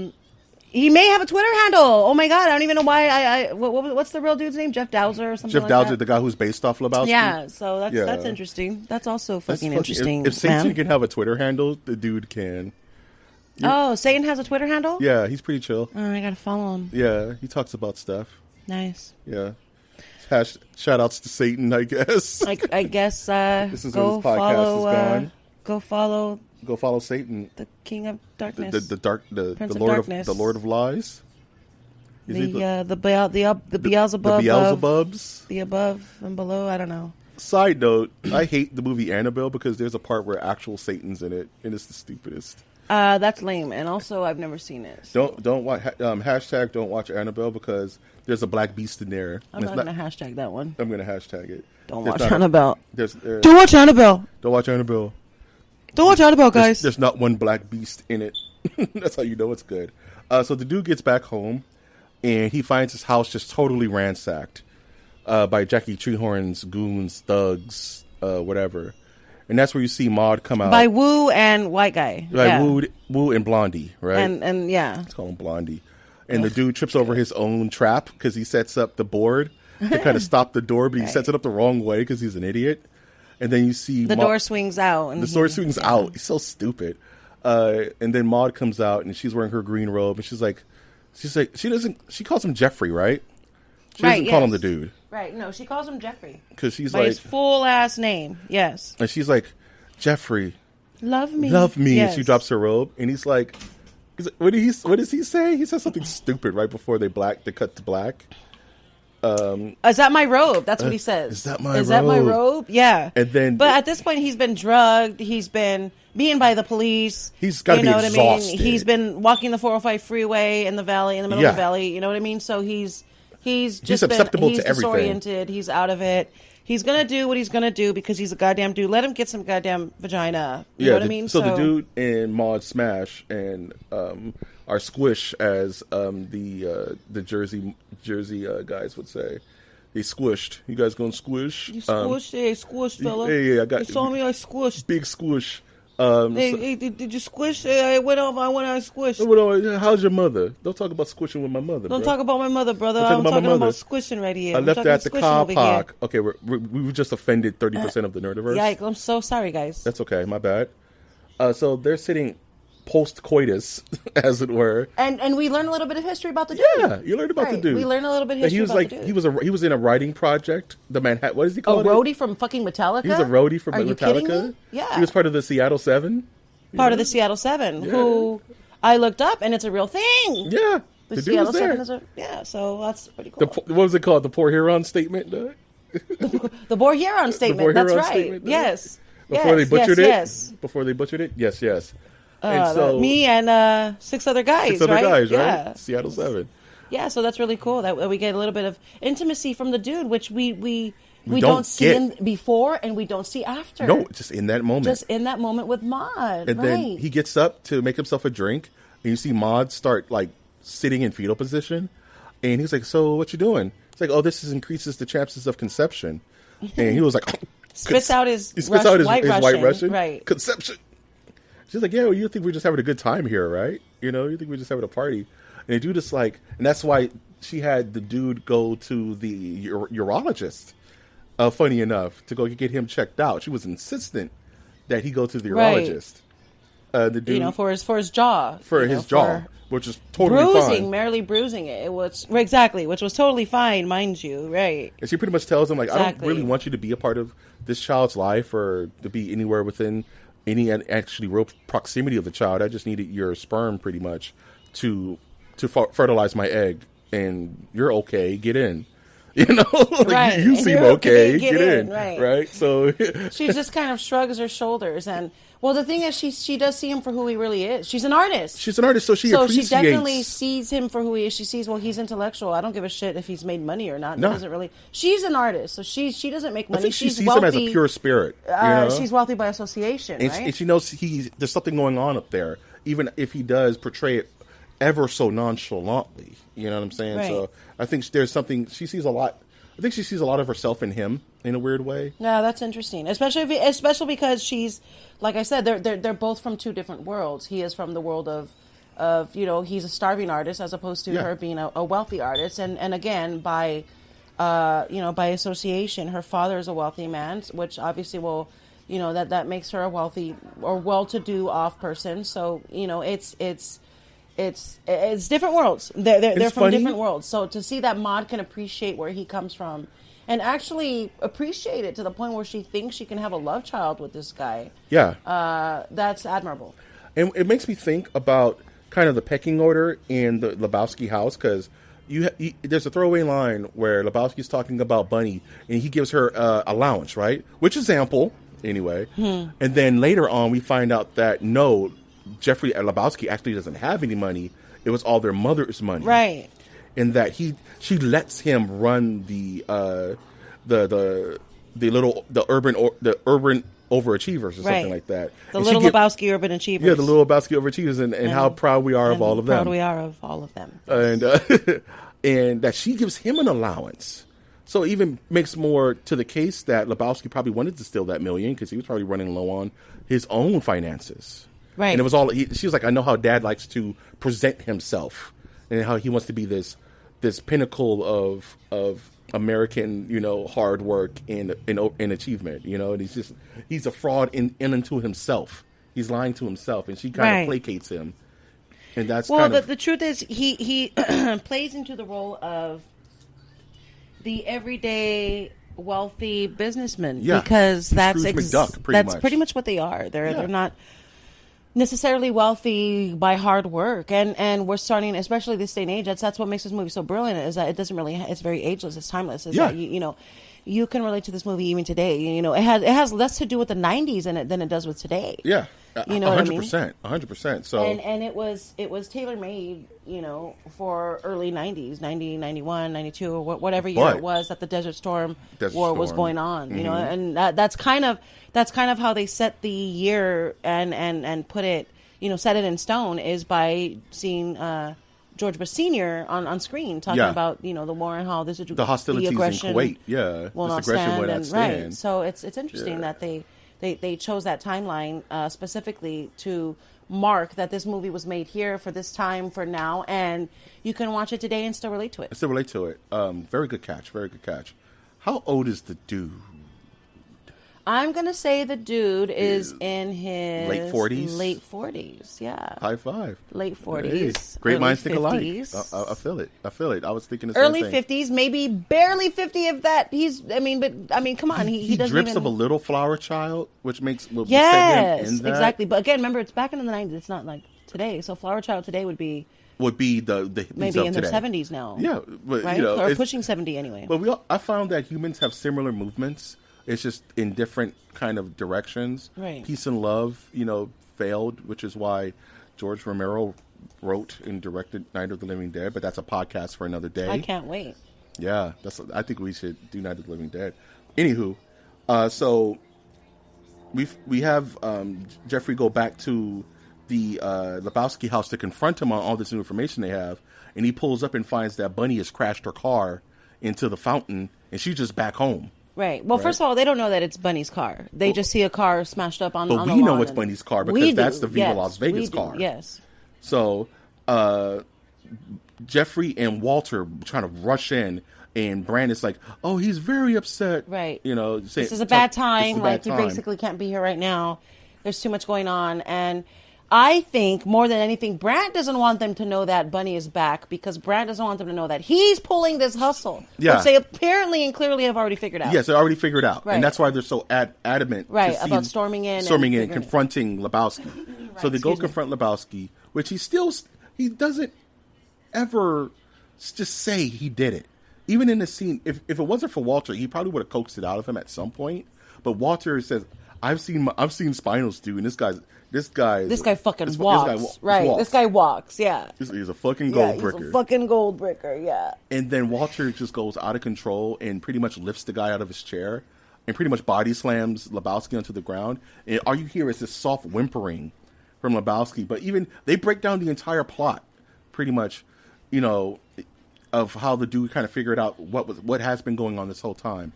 In that Lebowski has used this quote unquote kidnapping as a scapegoat to steal money from the foundation, right, and pin it on him because the dude is a nobody, because the dude doesn't matter, right, in the eyes of Lebowski, and he was going to be the scapegoat, right. And the dude was like, "No, you're the big Lebowski. You're the real nobody. Yeah, you're the real nobody. Yeah. You're the big nobody. You're the big Lebowski. Roll credits, right?" But Lebowski doesn't break. He's still kind of like keeping to his story until Walter goes insane and pretty much throws him out of his own chair.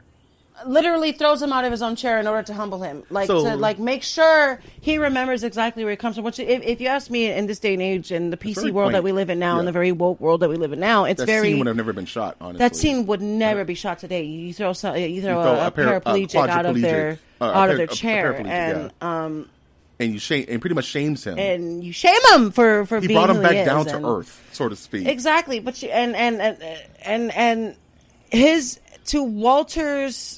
I guess from Walter's interesting perspective, people need that every once in a while. Yeah. However, I do believe Walter sincerely believed that person was lying, and that the Big Lebowski actually did indeed walk. I don't think Walter was trying to. I don't think Walter was trying to be cruel or was malicious. Right. But whatever happened did happen, and if that happened in the real universe, that's what you call karma. Yeah, it's super karma. Right. So, because for once, the Lebowski wasn't above everything; he was below. He was absolutely. It's so funny, goddamn. right? Yeah. Funny, right? What is the word? It's almost like they wrote it. Right. It's almost like someone sat down and wrote this. It's very. That's very interesting. He was actually literally on the floor with a dog licking his wounds. Yeah.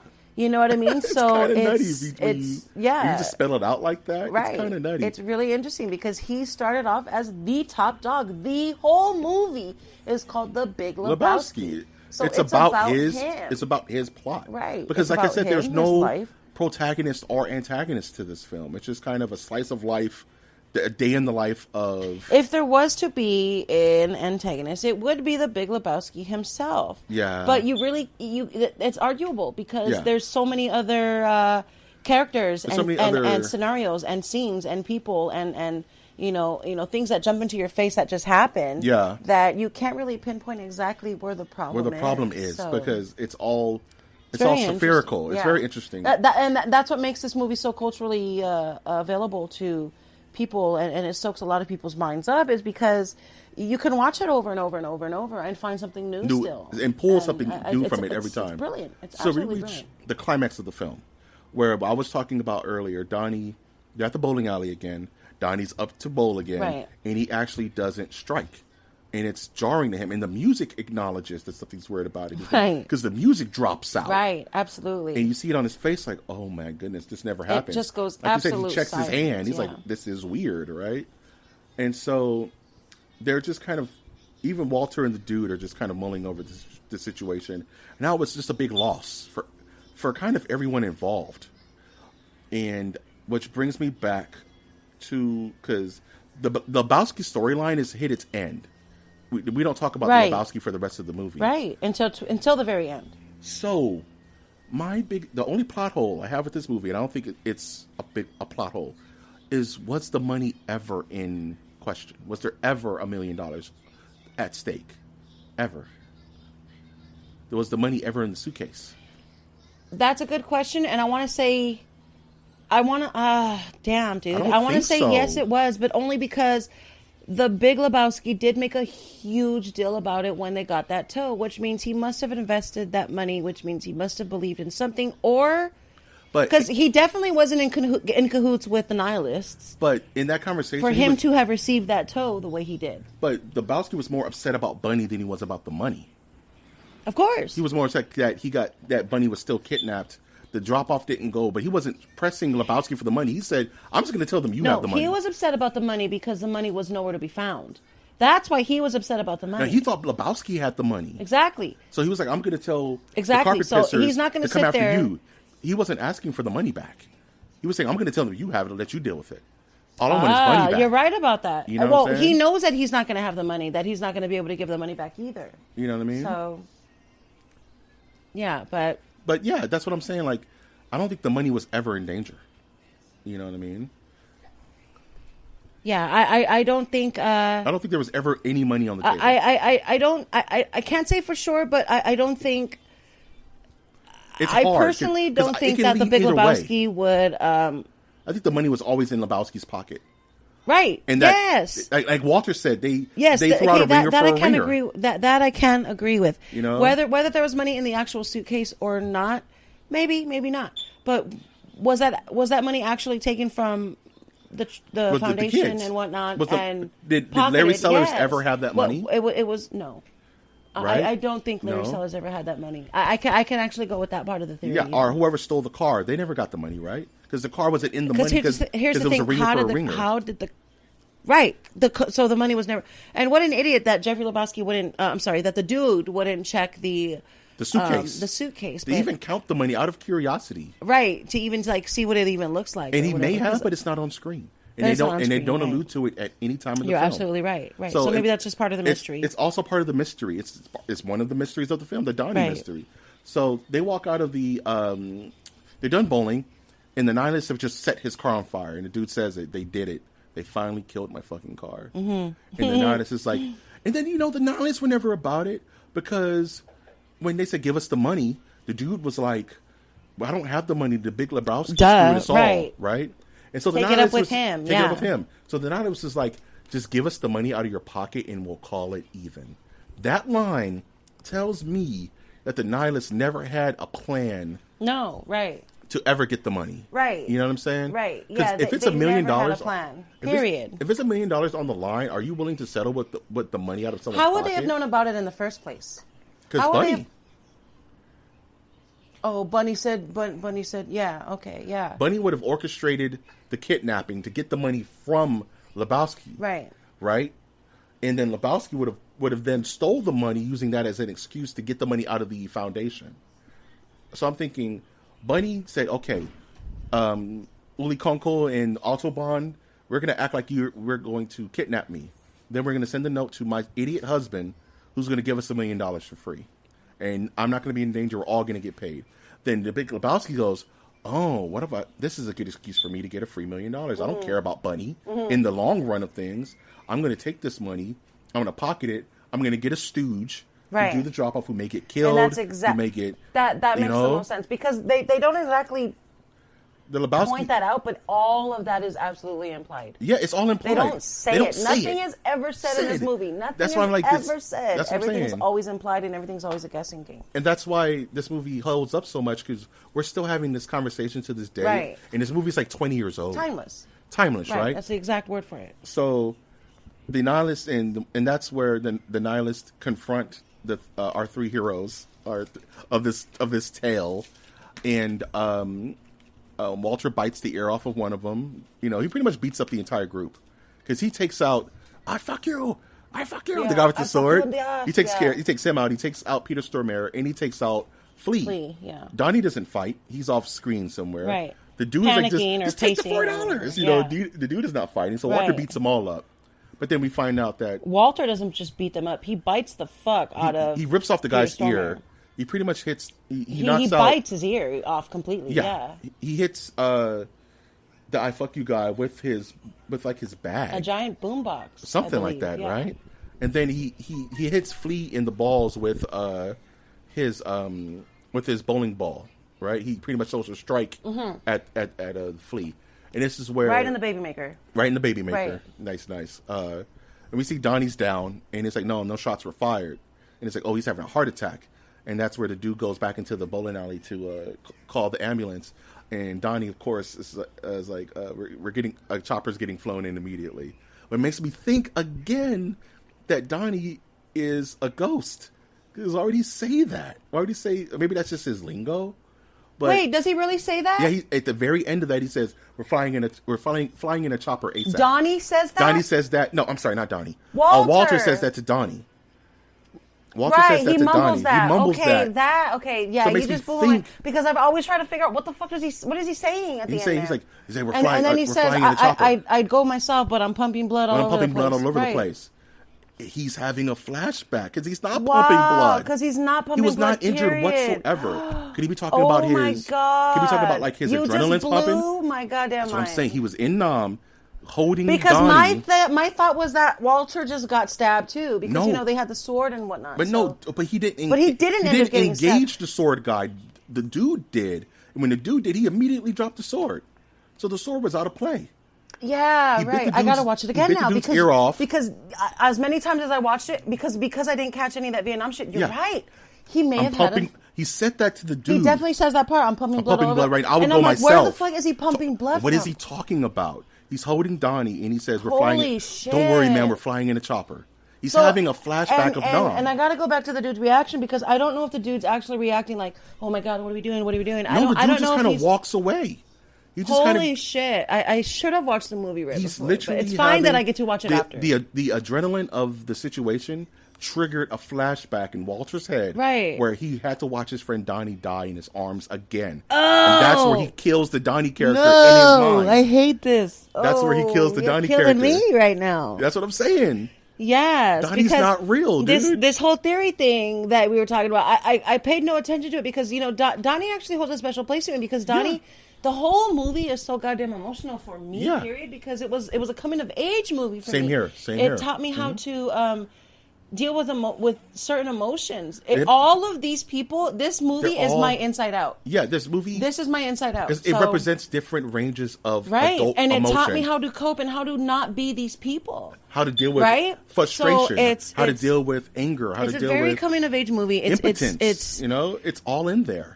right. How to deal with a lack of self esteem. How to deal with failure. anger. My anger issues. Like How to deal with guilt. I was so much more like Walter than I was like the dude. And then this movie inspired me. Dude, chill out. Just chill out. Shut up. You for see a lot of second. yourself, and I You was know a whole what lot I of mean? Donnie at the time. And Right, it yeah. taught me like maybe I should start taking stuff more seriously. But anywho, that's Yeah. what that scene is, and that's the death of Donnie. The flashback triggers Holy again, crap! and then Donnie dies in his arms again, and that just erases the character. And that takes him out completely. And And, what- the dude is just standing there like, whatever, dude. Hurry why up. wouldn't the dude This go- is why the dude was so emotionless in that scene, and that totally makes sense. And why to me. wouldn't the dude placate his best friend? They go to a mortuary, right? But then, Right. but then, Are you the bereaved? but then, but then it goes to say where the mortuary guy would have had to been in on it, Right. right? Right. So maybe the dude talked to the mortuary guy. Mm-hmm. Just because we're bereaved doesn't make us saps. But Right. we need to do something with the receptacle, right? So he's like, you have a Ralph's around here? So it still even comes to play. Like the dude can be like, look, man, my friend just had an emotional break. Can you act like you have a body back here and kind of entertain us? And It's that's not gonna exactly waste what he any of does your because time. he himself. It's not that he doesn't show emotion, as in he's just hurt. this emotionless mortician or whatever. He Yeah. doesn't show emotion like, oh my god, am I really having to do this? Yeah, he looks very Are you the irritated. bereaved? Are you Right, the he bereaved? looks irritated Well, aside- it is our finest receptacle. Oh my god, you're He's right. playing And these are the along. things that I've known already. That he does look irritated. He does look Yeah. annoyed. Like he doesn't Like, want to. why do am I this. doing this? Why have I Right. been talked into doing this? So, oh my god. And the only one who's actually active and upset in It's a Walter. move is Walter. You're The dude is absolutely chilling. right. But see, that's a dude's MO. He's a chiller anyway. He's gonna do that But that's anyway. and also yeah. you see the frustration of everybody else around the situation. Even Right. the other bowlers don't acknowledge Donnie as being there. Yeah. Liam, Jesus, even over the line guy. You know what I mean? Over the line. Over the line. Yeah. It's Right. all Walter because he draws it in. You're talking about Smokey now. Smokey. No, I do believe It's a- Smokey was real. No, you can't. We No, can't. Smokey's real. Right. But he didn't acknowledge Donnie. He acknowleded Walter. You're Because right. Walter called You're him right. out on stepping over the line. Right. So he had no interaction with Donnie. I'm telling you, there's credence, funny to say, Right. that Donnie was a split personality of Walter. Right.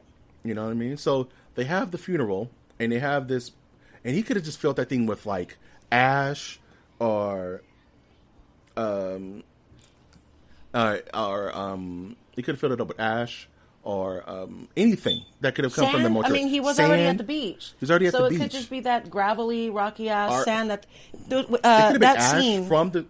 Hey, do you have any just soot that you can fill this up with? That scene was filmed in San Pedro, by the way, and off the dude, San Pedro cliffs. Okay, you're going back to how the dude is not being very emotionally connected. Right. When the actual, let's say, quote unquote, ashes are on him, he doesn't budge. He doesn't get grossed out. He doesn't react to it whatsoever. Right? But he also doesn't react to his windshield being broken and taking them to In-N-Out. He doesn't react to anything. Well, yeah. So you really can't really... You can't really gauge that.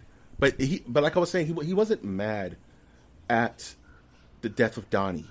He wasn't frustrated with the death of Donnie. He was frustrated because Walter brought it back to Vietnam. Right. Walter brought it back It's to almost like the dude is trying to help his friend get over his trauma. Right. And he's just like, and sometimes he has to be like, it's not all about Vietnam, dude. You need to relax. Not everything is about Vietnam. You know? So they hug it out, and it makes me think. And Walter completely ignores that, by the way. Yeah, he totally ignores what he just said. He just goes to console his friend and says, "You know what? Fuck it, dude. Let's just go bowling." Right? That's their placebo, right? Right. So we go back to the bowling alley. And we hit the end of the film, where the stranger is kind of doing a recap. He's kind of doing the epilogue of the film. Right. You know, the dude's going to be a dad now soon. You know, little. What Lebowski. a weird traditional ass epilogue, right? Yeah, for it's a perfect 90s epilogue. movie, right? It's beautiful. It doesn't fit. No, right? not at all. But it's beautiful. It fits for a Coen movie. It fits for this movie, but it doesn't fit what was being made at the time. And yeah. The whole movie is that way, but I agree. And the dude, and he's just hey dude, how you hanging in there? And a line I say every day. I think I said it when I walked in. Strikes and gutters, ups and downs. Right. It's the perfect analogy of like I'm just taking things in stride. Right. All I can do is take things in stride. And you know, he says the dude abides, and then the stranger says the dude abides. You know, I can take comfort in that. You know, that the dude is taking it easy for us, for all the rest of us sinners. You know, and then he has this like referential kind of fourth wall breaking. Well, I think we reached the end of the movie. Right. You know? He's talking to us. Now he's talking directly to us. Well, he starts talking to us in the beginning, but not necessarily. He's just narrating. Now he's directly talking to us. Right. And he says, "You have another one of those fine sarsaparillas." Yeah. And then the movie cuts to end back to A Man in Me, The Man in Me, which is the perfect kind of send off, or kind of the perfect, I would say, example of what this movie's about. You know, the storm clouds and raging inside my head. You need someone to kind of balance you out. You know what I mean? To show me the man in me. You know. And honestly, this is one of the songs that tie me to a place in my life that I can't listen to the song. It's a hard song for me to listen to because it makes me very emotional. The Man in Me does because of this movie, and it's just the perfect song. And I will always equate this song to this movie. The end of this movie always makes me a little bit emotional because I don't want it to end. Like I want to hang out with them. I want to know more. Just a little bit more. Can I see the next day? Isn't that weird that it does that to you, that it kind of like ties you into these people, that they're so tangible, they're so like relatable, they're so real, they're so you know, and in every sense of the word. They're, you know, Walter's you. You know, the dude is you. Donnie's you. They're all you. The fucking policeman is you. Everybody, all of these people are you in a sense. You know, you go into your own brain and you dig deep enough, and you see that you are a part of all these people, which makes you written. The screenplay, crave them more. The screenplay is so well written. The dialogue is so well written that they just feel human. This is one of the most human films. There's no cartoonish character. Even Walter is grounded, and you understand where he's coming from. The most cartoonish character they have is the Jesus, and everybody knows the Jesus. Yeah, and he's just that weird dick that's at the bowling alley that everybody has to suffer. Walter is kind of the same way. Walter's the weirdo, eccentric asshole. Right. That the loud guy with, loud, boisterous. He's always blowing Walter up. Being Walter. Just Walter being Walter, right? And that's the Big Lebowski, man. And that's the Big Lebowski. That about wraps her up. I mean, the movie's timeless. The movie's absolutely brilliant. It's no holds barred. There's really no spoilers about it. You know, if you haven't seen it, you haven't seen it. And you can't really spoil it. If you haven't seen it, you're really missing out. Like, you can listen to this podcast listen to our recant of the story, watch it, and you'll get a completely different experience. The movie is an experience. Right. You know what I mean? It's a state of mind, and what a douchebag goddamn thing to say, but it really is. It truly is, because the movie is like you said, it transcends time and space. This movie, I hate to be so hyperbolic, but I can watch this movie at any point in my life, and it's just like it means something different because it's so open. It's open. It's open to interpretation. It's open to your emotions. Like whatever emotion you're feeling that day, you're going to feel it because this movie is going to either encourage it, whatever emotion it is. So be careful, or it'll dissipate it, and it'll change your direction. If you're angry and you watch this movie, maybe you'll chill out. If you're angry and you watch this movie, maybe it'll make you angrier. We don't know, but this movie, it definitely does play on your emotions big time for being a comedy. And by the way, it's not only a comedy. Here's a little bit of trivia. It's not only comedy. It's also in the crime genre, which is interesting. It's a crime noir. This is a crime noir. Right. And I'm starting to realize the Coen brothers are really good at those. Yes. Yeah. They're really kind of amazing. If this is your only Coen brother movie, watch Blood Simple. Watch Brother, Where Art Thou? Ooh, Blood Simple. Yes. You know what I'm saying? Yes. The Coens watch No Country for Old Men. They're just the most versatile directors who are still making movies nowadays. Because all the movies have their signature, but they all have their own unique flavor. Right. Uniqueness is what I guess, I don't know, the nerdy Hollywood world or the true life to, the true spirit to Hollywood world is craving is something that's unique and original and timeless, because these timeless movies, they're not timeless for no reason. It's not just something you want to throw around. Forrest Gump, there's certain Titanic, there's certain movies that are set in a certain time, but you can still watch them today and you can still absolutely relate to every single one of them. And it's interesting that we get these emotions and we pull all this stuff out of us from things we watch on TV or on the screen. Right? It's very simple. So, Toots, what would you rate this movie from 0 to 5? If I'm going to rate this movie from 0 to 5, I would definitely rate it a 2. Yep. Just kidding. You stole my joke. It's definitely going to be a 5. Yeah. This movie is definitely 100% top 10. My opinion, perfection. I am a little bit biased, but that's because, I don't know. If you're any kind of artist, if you're any kind of, I love writing. I'm a writer. This movie was extremely well written. It's about a writer apparently. Yep. You know what I mean? So there's so many things that you can relate to, whether you're a starving artist or you're a well-off artist or in between. There's always aspects of this movie you can relate to. And, I feel the same way about Spinal Tap, by the way, but that's a whole nother review. That's a whole nother podcast, a whole nother review. I would rate it a 5. I'm sorry if that seems a bit hyperbolic. This is one of my top 10 movies of all time, top 5. That's a unique 5. That's a lot of 5s. And this is the same 5 with RoboCop and Hellraiser. Okay. Just give you an idea of who Mike G is. It's kind of crazy watching this movie again, because I only watch this movie maybe once every 5 years, 3 years. I can't watch it a lot. I almost watch it every time it's on. I do not watch the ending. It's because this movie just yanks on a heartstring for me that sometimes I'm not in the right headspace for. Same here. But watching it again to review this podcast, like I was saying, it's like walking into a pool of warm water. It's just, this movie is comfort food. It's Thanksgiving dinner, this movie. Right. And I just love it. I love it to death. Absolutely. So where can we find you? You can find me at Tootie O My Hero on the Twitter. Do I give them the actual handle or do I give them the actual name? They can look for it either way, right? Yeah, you're Tootie My Hero. This is my first podcast. It's my first anything. So this is a celebratory moment for myself, and as you can tell, I'm extremely excited. Yes. And I just cannot contain myself. But yes, please look for me on Twitter. Follow me. Love me. Kiss me. I will be at Tootie O My Hero. Just look for her, and she is there, and she is real. And I am currently working on some other projects, personally and publicly. I am working on some stand-up things here locally in Long Beach. I am from Long Beach. Woot woot. The 562 East Side all day, son. And that's it. Yeah. And I want to thank you so much. This was Of course, awesome. I tip my hat to thee. Welcome to the Nerdiverse. Yay! I am your Lee. I'm telling you, I am the biggest fan. I have been here since day one, and I do not plan on leaving. Guys. I am fascinated by this. Support your day ones. Make them part of the squadron. I'm telling you. The rising tide lifts all boats.